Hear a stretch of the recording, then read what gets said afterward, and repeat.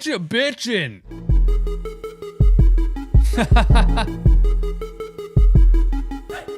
DJ's always late.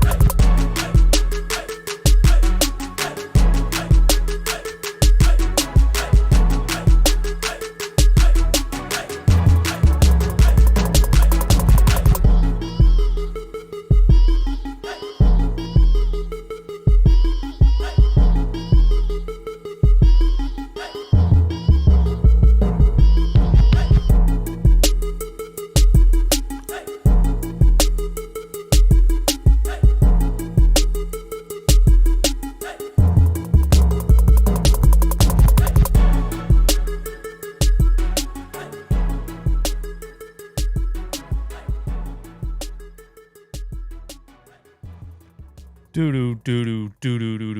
Yeah. Run It Back Nation, what is good? It is your boy DJs with Run It Back Philly. Man, look at the beard today, bro. Woo! It's going to be a good day. The Philadelphia 76ers gave me some great energy, and we're going to have a good day. Drop the T. Yeah. Let's get it going. I was late. To be honest with you, I was late, and the reason is that, number one, I forgot to make my hot tea. And number two, I forgot to hit the live button. The 5-minute countdown was going down, and I was like, why does it not say that I'm live? And then I realized that I never even hit the live button. So that's what happened there. But we're here. We're in the building. We're ready to go. Everybody hit the like button. 147 people in here. Give me 147 likes. Close out the chat. Hit the like button. YouTube content creators give you these shows absolutely free of charge. All that we ask is that you take a quick second to close out the chat and hit the little thumbs up. All right? Shout out to the new top super chatter of the month. Martin Santiago, you got competition. My dude A is the top super chatter of the month. A, thank you for supporting the channel. Thank you for showing love.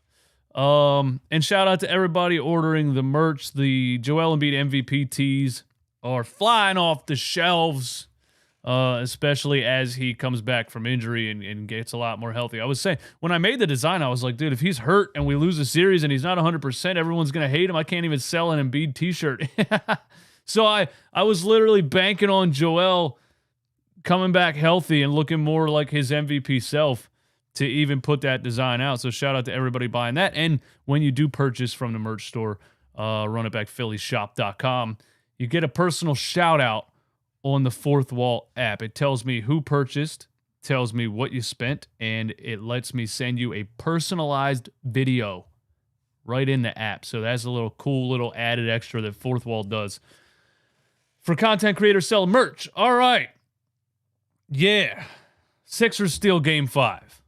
Let's start with you. 5 comments, hot takes, critiques, opinions, or what have you in the chat right now.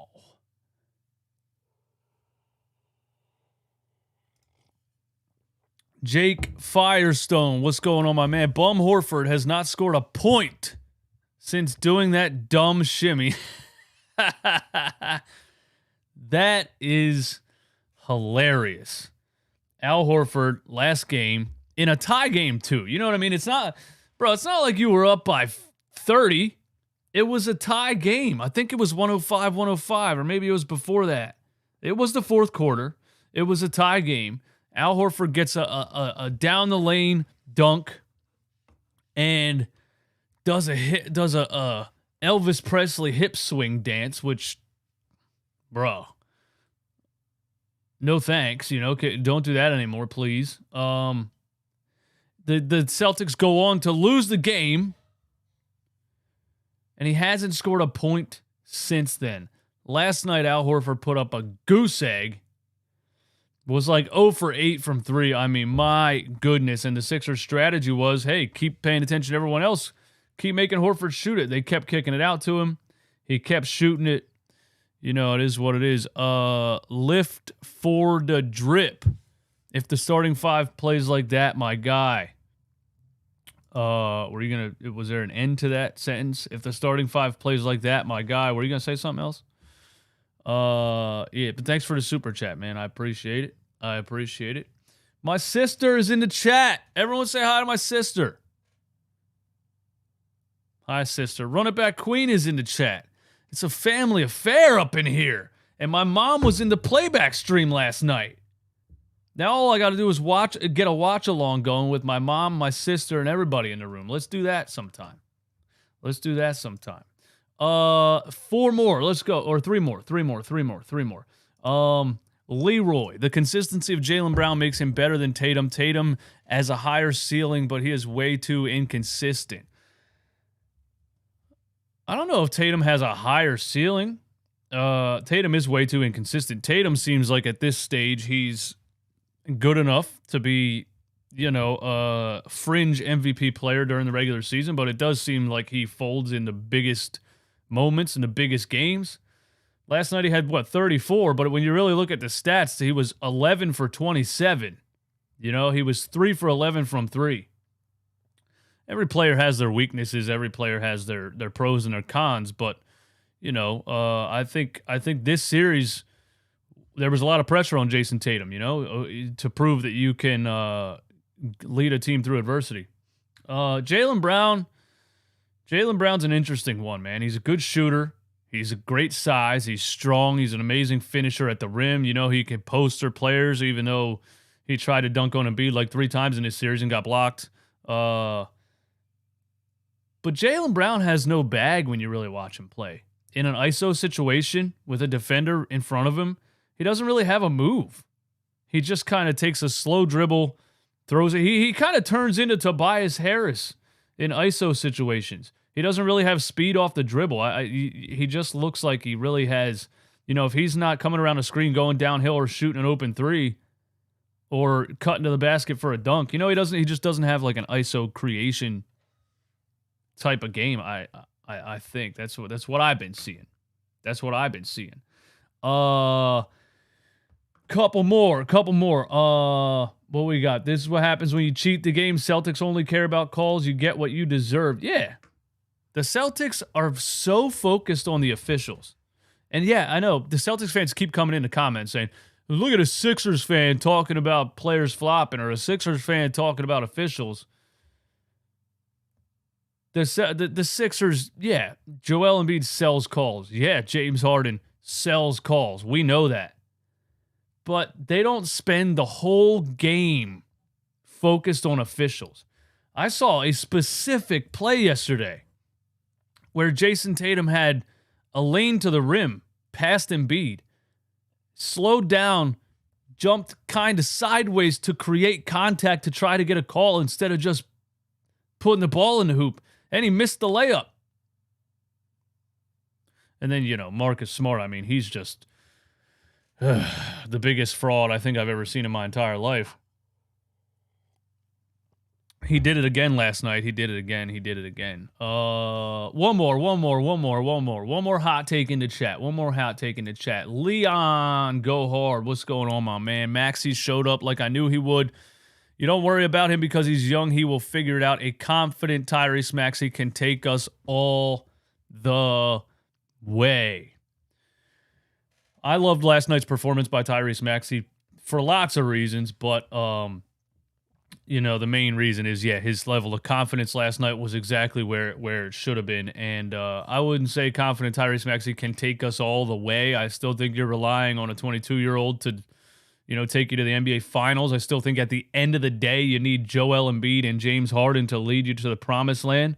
But my thought with Tyrese Maxey is that he has the potential to be an NBA superstar. He has the potential to be a guy who leads a team to a championship in year 5, 6, 7.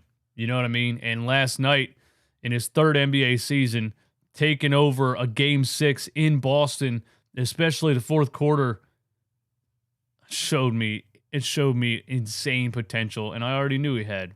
The potential. You know what I mean? So shout out to that. Let's talk about it. 322. Hit the like button. Give me 322 likes. Let's talk about it. Sip the tea before I give this tea.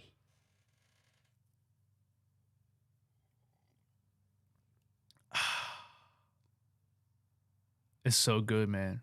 It's so good. If you guys haven't, I replaced alcoholic beverages with hot tea about 2 months ago. My life has been amazing since. All right, listen. Here's what I want to say. Here's what I want to say.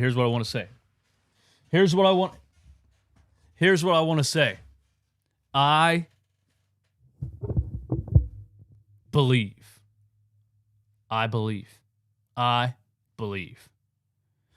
I wasn't going to jump the gun this season. I wasn't going to start this season out saying I think this team can win, especially after last season. We thought Doc should have been fired. We thought, we should have blew the whole thing up. They stayed pat. They said, don't listen to the crazy fans. Don't listen to the psychopathic maniac in his attic on YouTube that keeps popping up every time we type in Sixers. They said, let's just stay pat. Let's change a couple more things. Add a two-way defender, DeAnthony Melton. Add a two-way defender, Daniel House, even though he didn't play most of the season. He's playing now. He played last night anyway. They said, let's stay pat. Let's see it through, and let's try again. And I didn't believe when we started the season. I didn't have any reason to believe. And we start the season 0-3. Then we start the season 12-12. Then we have injuries. We go through a month and a half of no Tyrese, no James Harden, no Joel. Everybody hurt their ankle at the same time. Maxey fractured his foot. I didn't believe. They go through the whole season. They got these deficiencies that are glaring, throughout the season. The rebounding issue, the transition defense issue, the depth, the inconsistency of the bench, the getting 10 points, 15, 20 points from a bench one night and a goose egg the next night. The backup center situation. Doc Rivers playing Montrezl Harrell the whole season, who can't defend my 7-year-old son while he's playing Minecraft on his Nintendo Switch. What else? Playing PJ Tucker at backup center, or randomly going to Tobias Harris or George Niang, or lots of things happened throughout the season I didn't believe. I said the Boston Celtics are stronger than they were last year. They were in the NBA Finals last year. We can't compete with them. Then the Celtics start to show me their true colors toward the end of the season. Then they get into the playoffs, and they lose 2 games to the Atlanta Hawks, who are not good. The Sixers swept the Brooklyn Nets. The Celtics should have swept the Hawks. I start saying, wait a minute, this team is very vulnerable. And my guy, Steph, good friend of mine, he's a Boston Celtics fan. He told me several times this season, Boston needs to stop playing down to competition. They lost 3 games to the Orlando Magic this season. They definitely have issues. They blow big leads. They have the tendency to do what you saw last night. And we come out game 1, and we beat them without Joel. And I was saying, listen, pump the brakes. It was a nice win, but at the end of the day, you need Joel Embiid. You need your MVP. Harden's not going to drop 45 every night. I'm going to hold my thoughts. Embiid comes back. Harden has the 2 worst games of his entire playoff career back to back. Goes 5 for 28 in 2 games. Embiid doesn't look 100% in game 2. Gets back up to speed a little bit in game 3.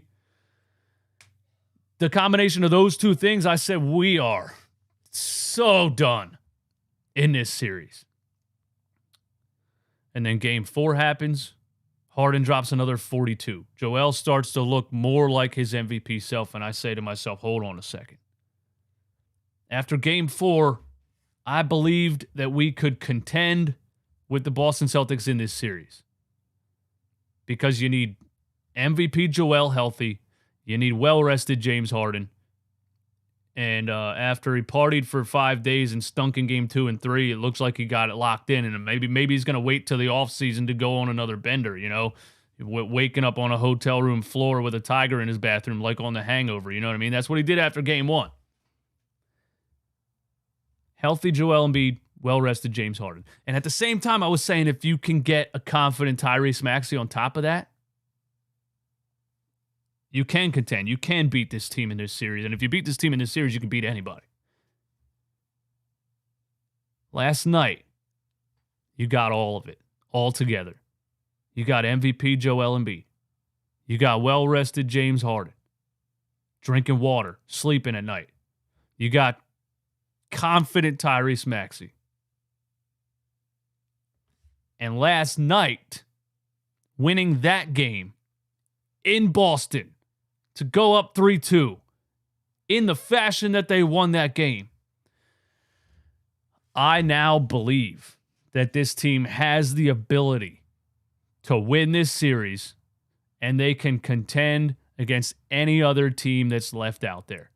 The Denver Nuggets, the Phoenix Suns, the Miami Heat. I guess we'll throw the New York Knicks in there if they make some kind of miraculous comeback. But I now believe. Let me get back to the chat. I saw somebody drop a super real quick. We'll read that, and then I'm going to say what I want to say. Alec B said, run it back. It's time for a hot tea sponsor. What's up, man? Where's my sponsor at? I said that last night on the stream. I don't know if that's a very marketable thing. I don't think hot tea is going to be flying off the shelf, even if I plug it. Tyrese Maxey, let's talk about it.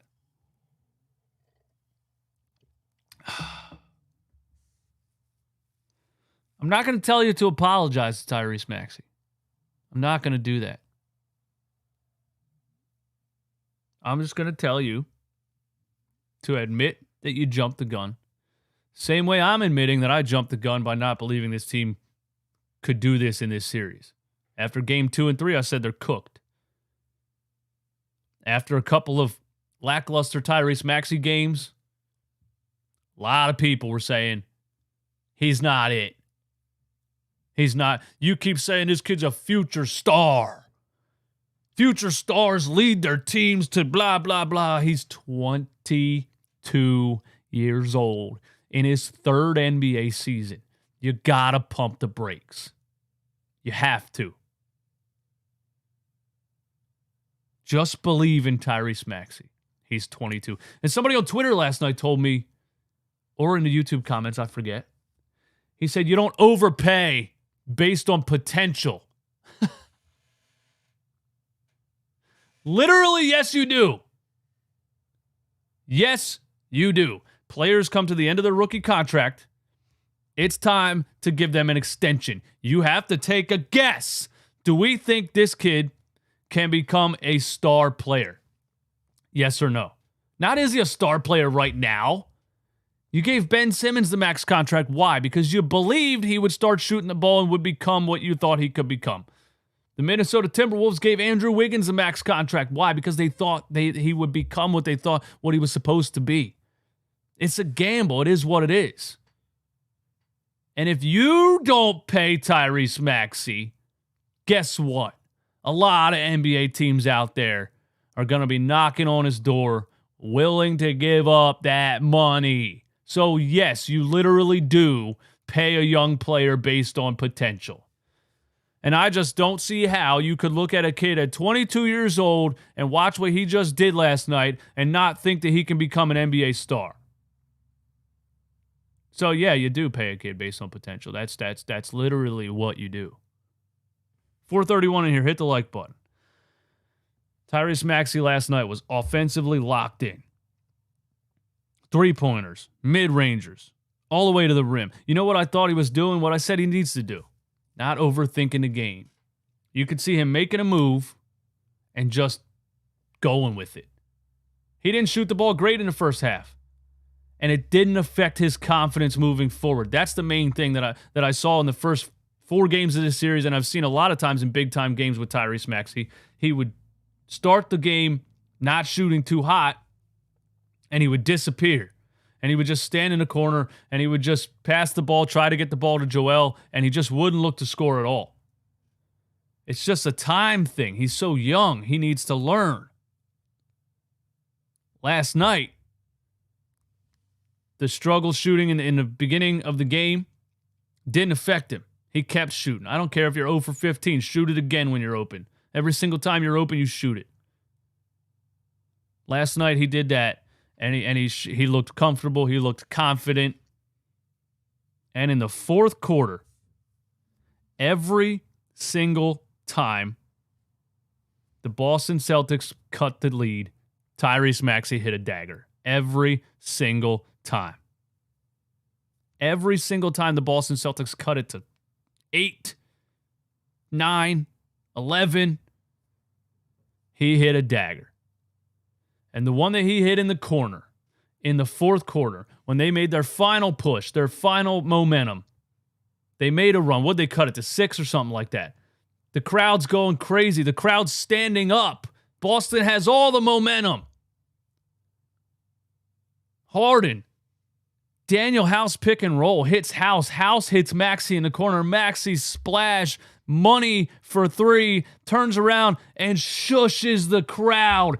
In Boston, in Game 5 in the NBA playoffs, he hits a dagger in front of the away team's crowd and gives them the shush.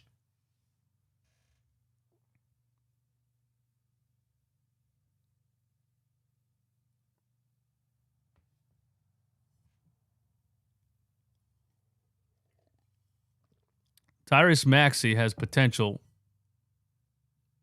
first of all, but he's too nice. He's too humble. You notice how he won't flop on a Jason Tatum push-off? He's too humble. He's too nice. Last night, he got a little bit cocky. If Tyrese Maxey gets cocky, watch out. Watch out if Tyrese Maxey gets cocky. Watch out. I'm just saying that. But I'm not going to go on a I told you so. I'm not going to go on a you need to apologize. I'm just saying. Just believe in the kid. He's 22. If he's not showing up in playoff games when he's 26, yeah, that's around where you should be on someone. Like Donovan Mitchell in the first round, even though he showed up and the rest of his team didn't. Not at 22. You just can't do that.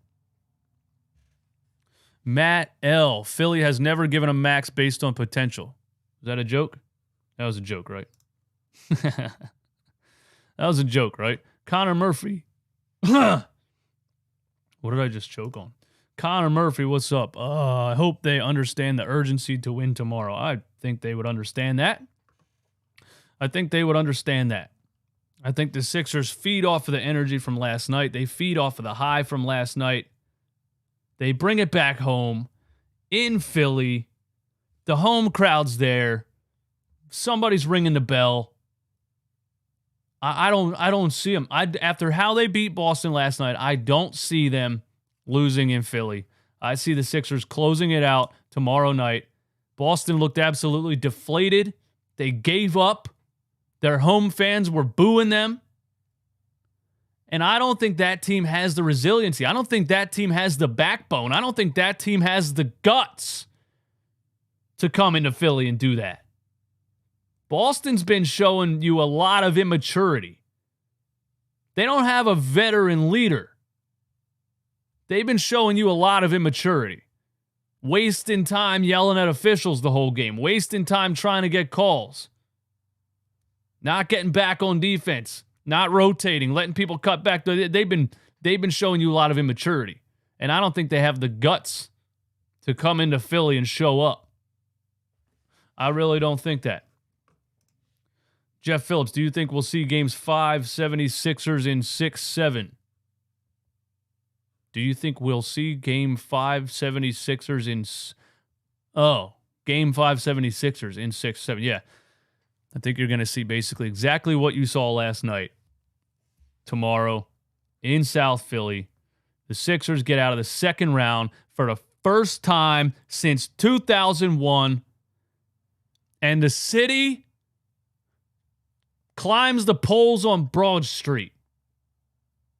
And the rest of the country will say they're acting like they won a championship. Ha, ha, ha, ha, ha. They won't understand it.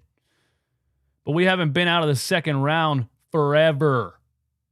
And we've been right there. We've been right there for, 5-6 years in a row? So if you finally do that, yeah, it's going to call for a little bit of a celebration. It's going to call for a little bit of a celebration. My guy, A, what's going on, my man? Thank you for continuing to support the channel. I appreciate it. Thanks for being a member. Thanks for supporting me as an independent content creator. You guys are making this possible. Embiid looks great. Putting your personal feelings aside about how you feel about Skip Bayless, he is adamant about Embiid having a tear in his knee, and that scares me for the chance.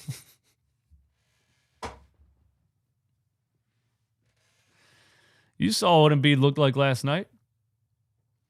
Embiid can have a minor tear in his knee. Last year when they said that Joel has a minor tear in his meniscus, they said that lots of people walking around every day. You don't know how you know what I mean? That's like stretching a headline on a story. That's like taking something out of the article, stretching it out, adding a couple words and making it look scary so people click on it. They're not telling you how big the tear is. You understand what I'm saying? He could have a tear in his meniscus that's microscopic. Technically, that's a meniscus tear, yes. But last year when that happened, they said everyday people walking around, if you gave them all an MRI on their knees, people that are, 30, 35, 40, 45, 50 years old, lots of people have that, and they don't have any pain, and they don't even know it. So it's just, there's not enough really to go off of that. That's just Skip Bayless trying to get clicks. I keep telling you guys this. These dudes are done, bro. Nobody's watching FS1. Their job now is to say something outlandish so that the 8-second clip from the show goes viral on YouTube and Twitter. That's the only way they get ratings. Nobody's tuning in live to FS1. People are. But I'm saying the grand scheme of my kid doesn't even know what live TV is. It's out the window. It's old school. You know what I mean? Skip Bayless was around when my grandpa was moving the bunny ears on his TV and smacking top of it.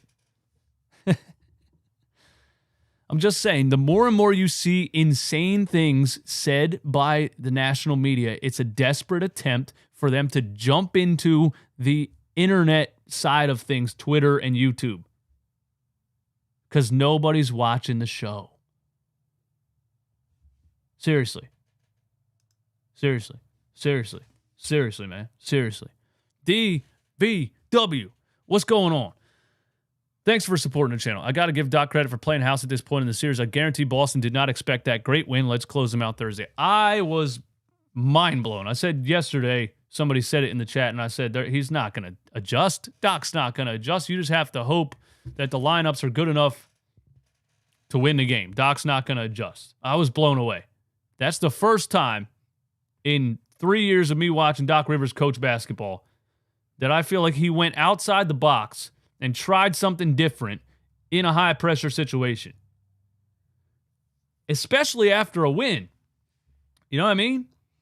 Like, we won the game 4, and he still made an adjustment because they were looking at what we did wrong, and they were looking at the transition defense, and they were looking at the perimeter defense, and they were saying if Boston starts hitting these shots, so they actually did a film study. They actually broke it down and made a decision, and I liked it. And Daniel House gave us what we needed, man. That end-to-end two-way player, defense on one side. He can go from one end to the other in transition. He hit Robert Williams with a Euro step, finish at the rim.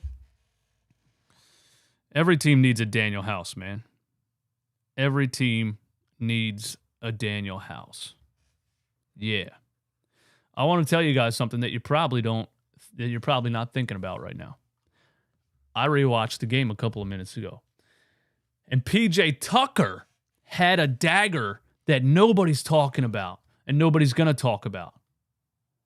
After the Maxey dagger, the Celtics made one more little push, man. They made one more little push.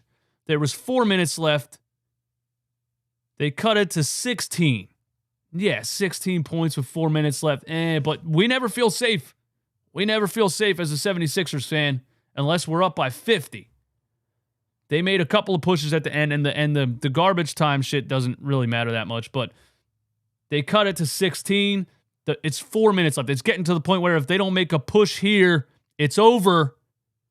And PJ Tucker hits a corner three to put us back up 19, and that sucked the air right out of the building, and that was basically it with 4 minutes left in the game. And if the Sixers go on to win this series, and PJ Tucker had a major dagger like that in a game 5, which basically, if we win, I'm going to say that this game decided the series, and PJ Tucker had a dagger. That's just a fun story because I've been on PJ Tucker all season about him pump faking wide open threes. Why, he's been so up and down. Why is PJ Tucker? He came here, he put a Sixers jersey on, forgot how to shoot, all the negative things we said all season, and he's the one that delivers the last dagger in Boston to get the 76ers maybe past the second round for the first time in forever. Love it. Love it.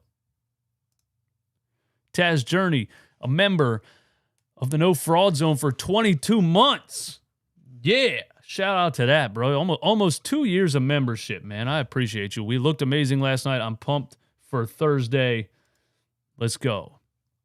I am considering taking a train to Philly on Thursday, tomorrow, with the wireless mic, interviewing people outside the Wells Fargo, doing the playback TV watch-along from some local establishment, maybe Chickies and Pete's, maybe something else. And then, if we win that game, I think it's going to be mayhem on Broad Street, and I think it's going to make for a good YouTube video. Now, knowing my luck, I go all the way down to Philly and we lose the game, but I don't really see it. I see the Sixers continuing this momentum and closing it out in 6. I really see that, man. I really see that. Gustavo becomes a member of the No Fraud Zone. Shout out, Gustavo. Thank you for becoming a member of the channel. Thank you for the support. Let me continue, man. I didn't even break down the game yet. I've been up here for 40 minutes, man. Yeah. Listen, I said Boston wasn't going to shoot 70% from the field the whole series. They finally had a bad shooting game. The magic of Derek White, the magic of Malcolm Brogdon, the magic of Al Horford suddenly being a sniper against the Philadelphia 76ers. All the luck finally ran out for the Boston Celtics last night. They shot terribly. Al Horford was 0 for 8. He stunk. Jason Tatum was 11 for 27, 3 for 11 from 3. Malcolm Brogdon was missing all of the first half, a couple of them. But a couple of big-time open threes. Shank off the rim, off the rim, off the rim. Derek White off the rim. Malcolm floater off the rim. They were finally missing. It's such a make-or-miss league, but I knew they weren't going to just make everything the whole series. So their luck ran out all in one game. The Sixers, on the other end, we're finally getting a little bit of luck to go our way. Loose balls were bouncing back to us. We were getting shots to roll into the rim instead of roll out of the rim. The basketball gods finally turned around for us. Look, it's a small-scale example of anything, right? 7-game series. If things aren't going your way for 3-4 games, you just feel like, man, everything's rimming out. The loose balls are going right to them. It just seems like everything's going their way. You stick to it, you keep working, you stay positive, and suddenly it flips around and it goes your way. You ever play blackjack? You can't just get up and leave the table after a couple of bad hands. You got to sit there and keep losing your money, and something good's going to happen. Maybe it doesn't, and then you ban yourself from casinos like I have before. But I'm saying you got to see it through. You got a couple bad years. going on in your professional career, whatever it is. Nothing seems to be working out. You get fired. Your girl leaves you, whatever. Bad things happen. You see it through. You stay focused. You keep working. And you just believe the universe is going to repay you at some point. And last night, the universe repaid the Philadelphia 76ers. The basketball gods finally gave us something. We were getting roll-ins. Roll-ins. The refs tried to take over the game in the second quarter. Let's talk about it. Let's talk about it. The commissioner in the building, sitting there in the front row, watching his employees do a horrendous job. The only run the Boston Celtics really made in this game was in the second quarter.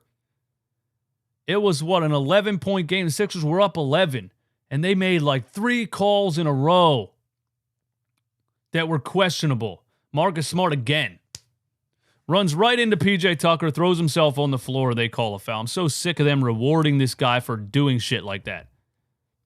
Why can you just run into another? Like, if I'm just standing here and you just run over to me and run into me and fall over, why are we calling that a foul, bro? How are the officials this bad? If you can see it on the live broadcast and say flop right away and the officials call it a foul, how are they that bad? And then Tyrese Maxey got a technical foul. How in the world? That's the nicest kid in the world. Tyrese Maxey's never even said a curse word in his life. Have you seen him smile? How the hell did Tyrese Maxey get a technical foul? They gave the nicest player on both teams a technical foul. What did he say? And even on the condensed version, they skipped over the whole thing. I had to go get it on YouTube to see it again. Frauds. Biggie545. What's up, man? Thanks for supporting the channel. Big Brain Missoula rolling out Pritchard to stop the bleeding. I mean, I think he threw in the death lineup because the game was over. I don't know if he thought Peyton Pritchard was going to stop the bleeding. But, you know, they put all those snipers on the floor at the end of the game, and they did start making a run. And Doc had to go back to Joel Embiid, James Harden, and everybody. Maxey said, praise the Lord. I read his lips. Exactly. That had to be what he said. He said, Jesus loves you. Ref was like, T, you, for being too nice. I'm sick of the positive attitude. I'm sick of the positivity. Technical foul. Joel Embiid, man, we're getting closer and closer to his full MVP form after that little hyperextension of the knee that I think they were just being precautious about. And they took a gamble sitting him game 1. They took a gamble bringing him back game 2. He had to come back. They had to implement him back into the team, into the flow, into the chemistry of the situation, and back into game shape in the middle of a playoff series against the Boston Celtics. I didn't think that was possible. And they did it. Last night, nobody can guard him one-on-one. Nobody can guard him one-on-one when he's feeling like that. He had the jump shot going because he has his legs back. When Joel's got the jump shot going, you're cooked. I was going to say something else. You're cooked when Joel Embiid has the jump shot going. Because now what do? You sit back and try to prevent him from getting to the rim. Now he's just hitting jumpers left and right. What do? He got a lot of one-on-one situations last night because of what James Harden did the game before. Boston's, they're lost. They don't know what to do. We got to double Harden or he's going to drop 42 on us. Now we start flashing around screens and paying attention to him, and all of a sudden Joel's just cooking everybody. Al Horford can't stop him. Grant Williams can't stop him. Robert Williams can't stop him. Jump shots, getting to the rim, hitting threes. He was back. He was absolutely back last night. And I was saying, if Joel drops all of these amazing 45, 50-point games in the regular season and then he's, injured and we lose in the second round, it all becomes meaningless. But we got him back. And he is his unstoppable self right now. And, he was incredible. blocks again, 5 blocks again. What do you have, 5? He didn't make an all-defensive first team. Joel Embiid did not make a all-defensive team. Not first or second. Are you serious right now?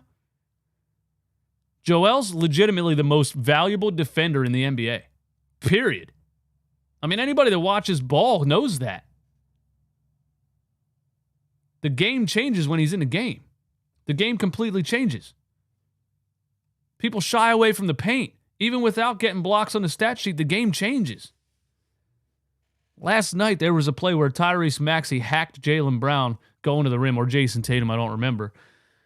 And Joel yelled because he was running from behind. And he looked at Tyrese Maxey and he said, "Stop fouling. I'm behind you. I'm coming for the chase down."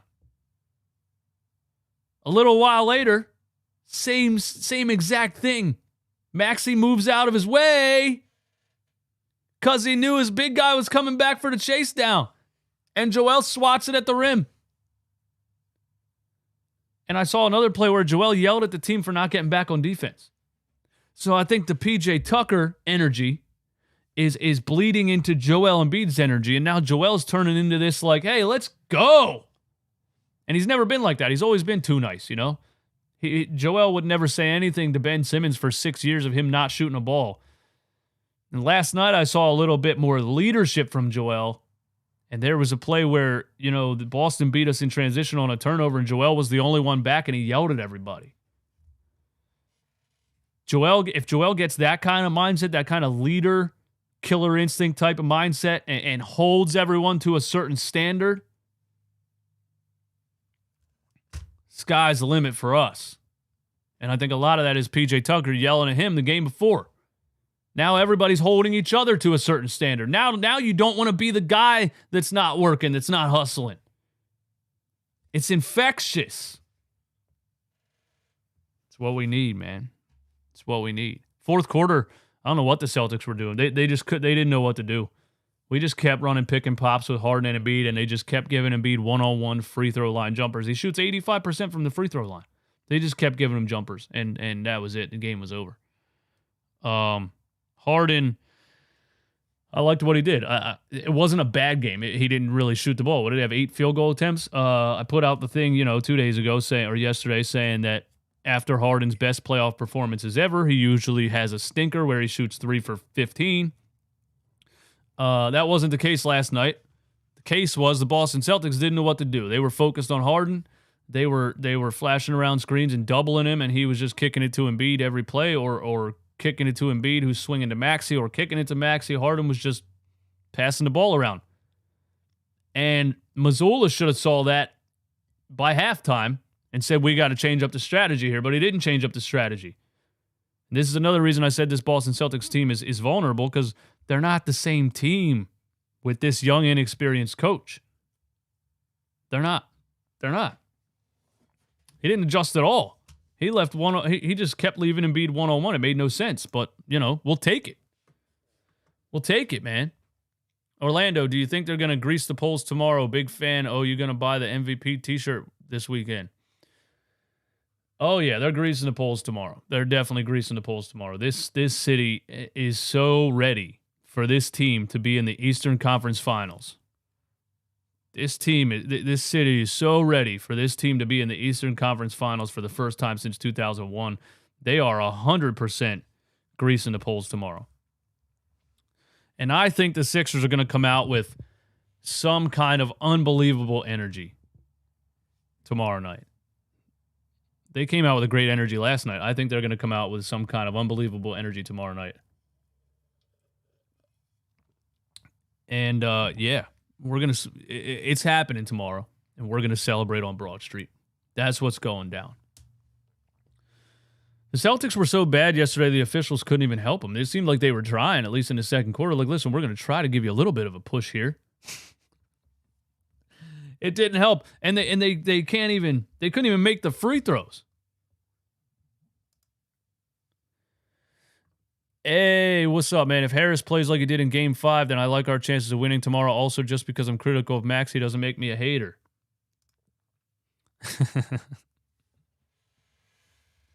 It does make you a hater, but it's okay. It's okay. I'm just saying, You've been jumping the gun on Maxey. That's all I'm saying. You've been jumping the gun on him. Name a 22-year-old player that has such a complete game that he leads a team to an NBA championship. Name one. Name one. Has any player ever won an NBA championship at 22 years old? 8 youngest players to win an NBA title. Let's read it, and then we'll see if they led the team, because I doubt it. Kobe Bryant was 21 when they won the championship in 2000. Wow. That is young. He had Shaq in his prime, so that helps, but that's huge. But that's Kobe Bryant, bro. Rest in peace. That's one of the greatest players ever. You can't compare Maxey to Kobe Bryant, can you? Come on, man. Who else? Andrew Bynum. That doesn't count. He was nice, though, when he was young, but, he fell off really quick.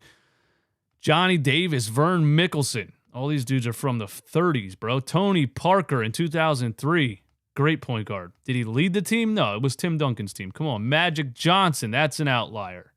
Kareem got hurt, and Magic played center as a rookie and won an NBA championship. So, what, Kobe Bryant and Magic Johnson?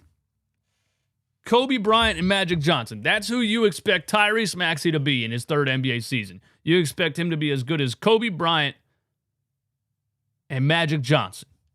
I'm just saying. Let the kid develop, man. Let the kid develop. We got a tall task ahead of us. But I think all the stars are aligned, man. I think all the stars are aligned. I think James Harden is rested and is locked in. I think Joel Embiid is back to damn near 100% and is looking totally dominant.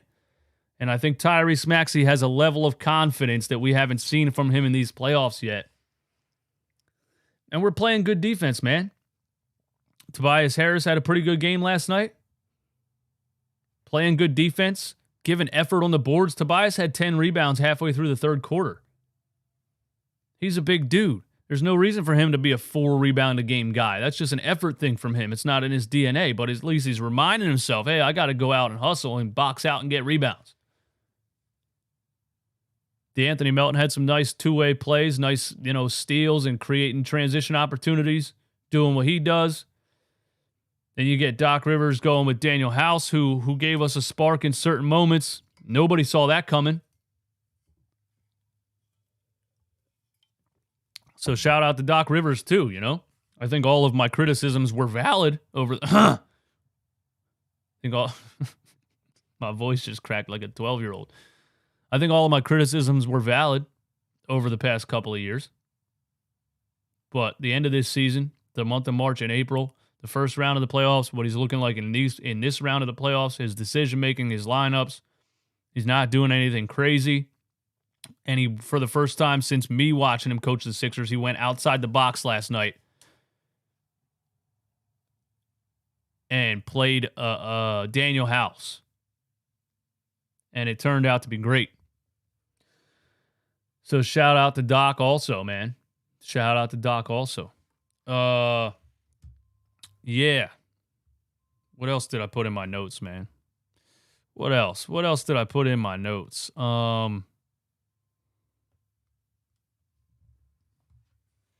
What you guys think, man? Do we close it in 6? Or does it go 7? And if we don't close it in 6, are we in trouble? Do we keep Doc if we lose the Eastern Conference Finals? I think so. Yeah, absolutely. I mean, for Doc to get fired, you would have to lose in the second round, and it would have to be evident that his decision-making was a big part of it. I think Doc Rivers is coaching fine. Like I say all the time, man, I don't think NBA coaches can really affect a game positively as much as they can affect a game negatively. You know what I mean? 2016 Warriors, my 7-year-old son could have coached that team to a championship sitting on the bench playing Minecraft on Nintendo Switch. I think coaches get a big ego and they start to overcomplicate the game, and I just think NBA coaches can hurt the game more than they can really help. Doc Rivers just all he has to do is just sit back and make the common sense decision. It's just not that complicated. It's not. But yeah, I think if they lose in the Eastern Conference Finals, I think it would be probably more of a depth roster thing versus, Doc Rivers doing anything crazy. And no, I don't think he gets fired, especially because, the ownership doesn't want to fire him anyway. SY, no, we lose to an 8th seed and Jimmy Butler in the ECF. He's out of here. If not, Embiid is demanding a trade. There's a reason Embiid didn't give props to Doc during the MVP speech. Damn, bro. Damn, how are y'all this negative after what we just did? If he loses to Jim, they're not losing to. I wouldn't see them losing to the Miami Heat anyway. If they do, okay, I mean, there's a possibility.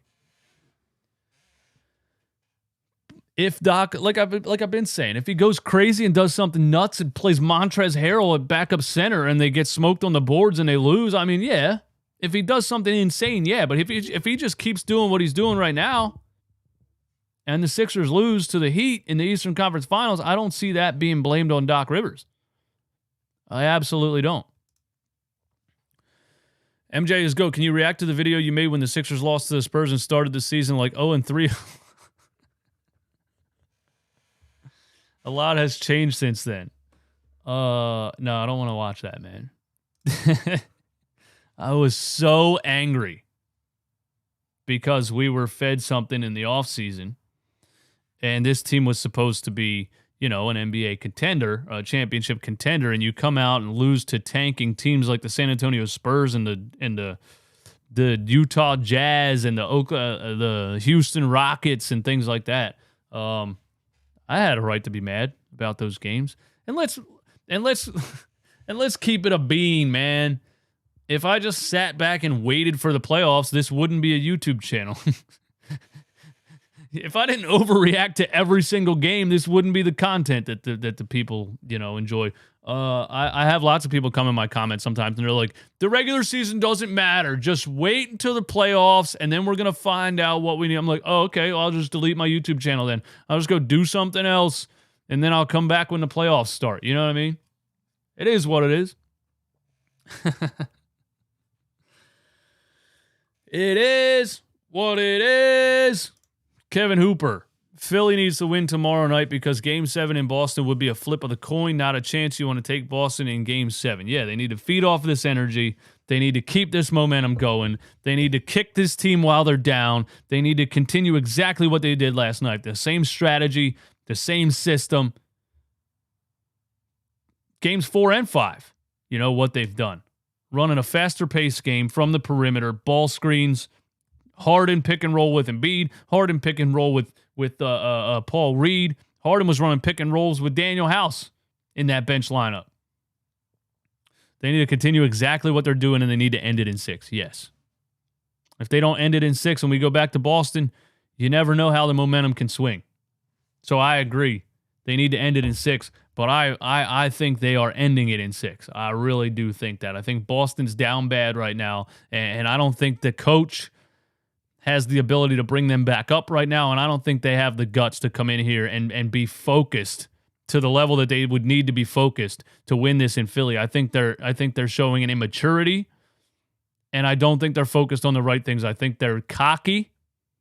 I think they're looking at officials like they deserve these calls every time down the floor. I think the Celtics are being their own worst enemy right now because of their cockiness. They held themselves on a pedestal, and they're playing the game, and every possession they're looking at the refs saying, do you know who we are? We were in the finals last year. You're supposed to call this for us. They're not focused on putting the ball in the hoop. And I don't think Joe Mazzulla can get them back into focus. That's really what I think, man. That's really what I think. If I'm wrong, I'm wrong. If I'm right, I'm right. I love when people always come at me, whenever I end up being wrong, they always come at me. You said this team couldn't beat Boston. Clown.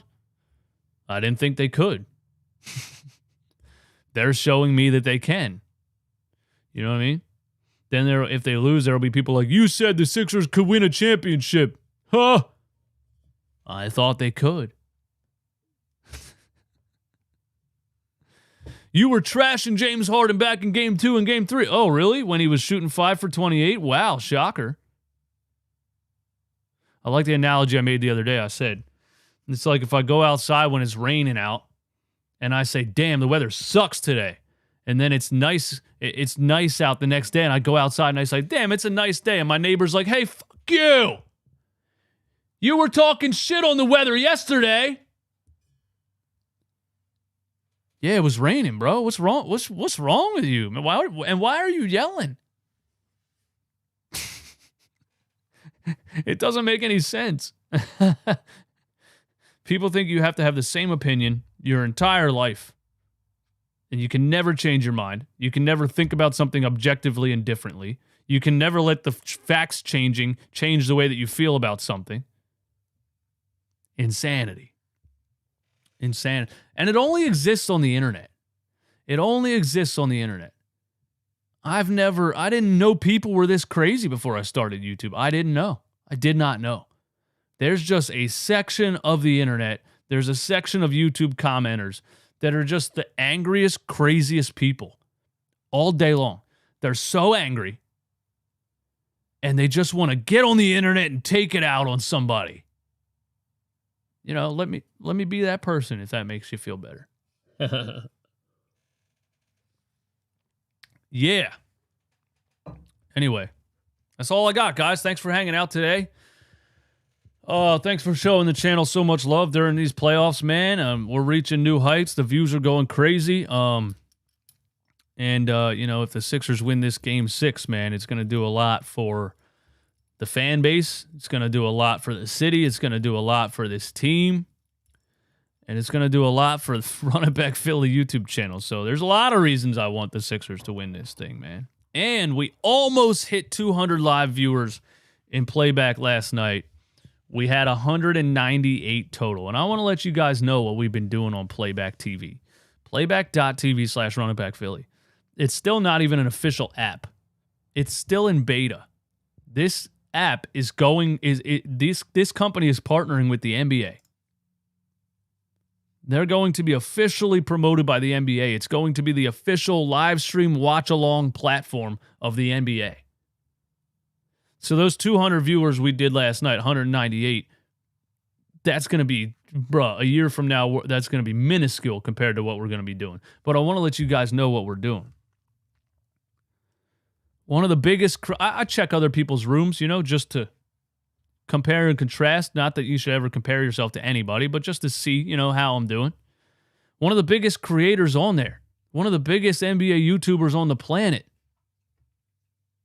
had 260 some live viewers in his stream last night, and I had 148 at the time. Little Run It Back Philly with 17K on YouTube is doing some of the best numbers on Playback TV across the entire platform.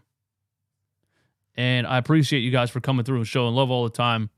I never knew that me just watching a game and being, you know, myself would be so desirable. And I love that, you know, you guys love hearing me call the games. I guess what it is that somebody that keeps it this real is a lot more, you know, enjoyable to listen to than like Reggie Miller, Doris Burke, and all these paid talking heads. You know, that's why this is the future. Podcasting and YouTube, bro. It just is. Everybody has their favorite podcast, their favorite YouTube channel now. People aren't turning on live TV to hear some producer told them what to say. You know what I mean? You're hearing a person with a microphone, and they're giving you their opinion, and it's unfiltered. Nobody's in control of it. That's the beauty of it. That's how media should have been from the jump. But the internet didn't exist. There was no way for this to be the media. The only way media could get out was if it was put out by the biggest corporations, Disney, ESPN, everybody. You had to work for those companies to even get heard by anybody. So they hand-selected the people they wanted. Now anybody can be heard. And that's a beautiful thing. Yeah. That's all I got, man. You guys are the best. We got a big one tomorrow night. Let's do it, man. Let's do it. Hit the like button on your way out. Thanks for hanging out. I appreciate you.